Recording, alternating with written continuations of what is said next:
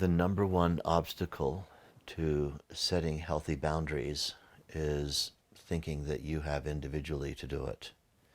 You know, the thing is, nature operates through our individual status and structure. Cosmic intelligence always is operating through our individual status and structure. And when we're using our intellect as the sole arbiter of where boundaries lie, then we don't have anything like the graciousness of taking into account things in the moment.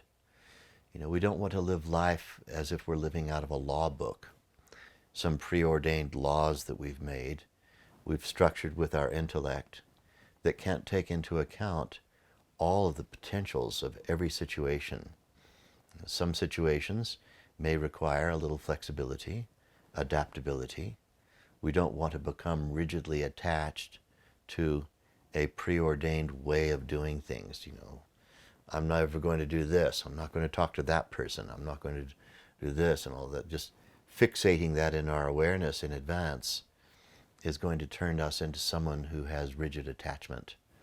And rigid attachment is a mistake. What we need to do is have sets of preferences. And we know what those preferences are.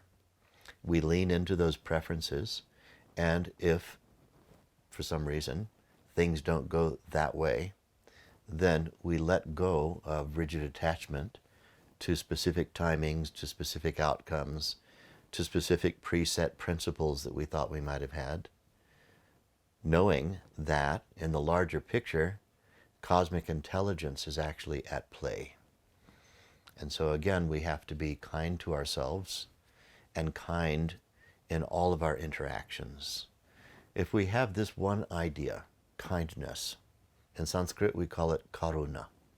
Kindness needs to be at play. Kindness can also play the role of discipline.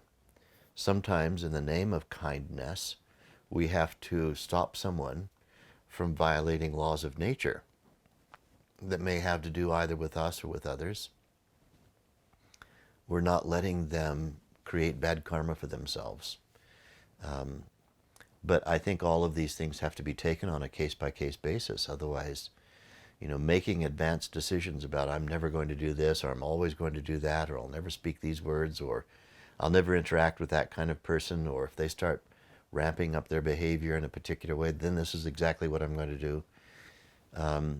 This kind of preordained intellectual way of attempting to work your way into a more enlightened state, there's no spontaneity in it. And sometimes people think that they're living a life that's spontaneous, when actually they're living a contradiction, which is calculated spontaneity. There's no such thing as calculated spontaneity. We're either spontaneous or we're not. We can't be spontaneous on a calculated basis. So let's take away this whole idea of calculating things in advance, calculating how we're going to behave, calculating what somebody else's responses are going to be. Let's live in the moment. We need to live more in the moment. And if we have to give an orientation in advance to whatever it is we're going to do, let's resolve to be as kind as we can possibly be.